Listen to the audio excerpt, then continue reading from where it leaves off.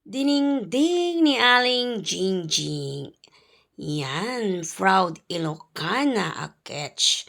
Ayan, my own version ng dinengding with partner na pritong tulingan. Ayan, tignan nyo naman ang ating mga ingredients, mga gulay-gulay. Napaka-fresh mga moms. Ayan, di ba nakikita nyo yan? Fresh na vegetable. And then, kailangan din natin dyan ng kamatis, bawang, at luya, ganyan. And then, meron ako dito dried na hipon na maliliit. Yan po ang pangsasahog natin sa ating dinengding. At meron tayong ditong dahon ng alugbati, dahon ng saluyot, dahon ng kamote, means kamote. Ayan.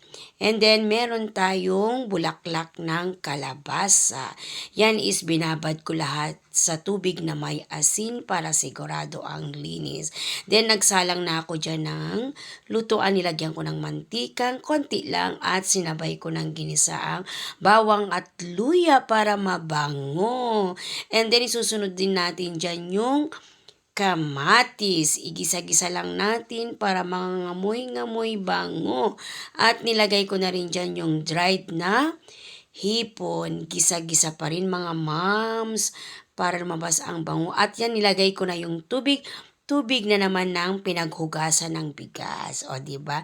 Yan ang sekreto natin.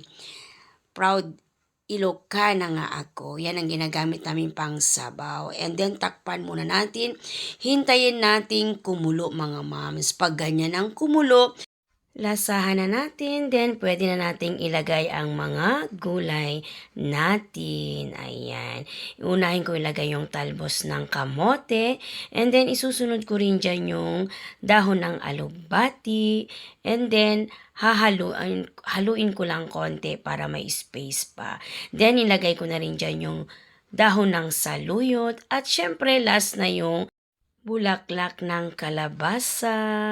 At yan, halu-haluin lang natin. At yan na nga, pwede nang kumain. Dinengdeng, la jingjing. Thank you for watching.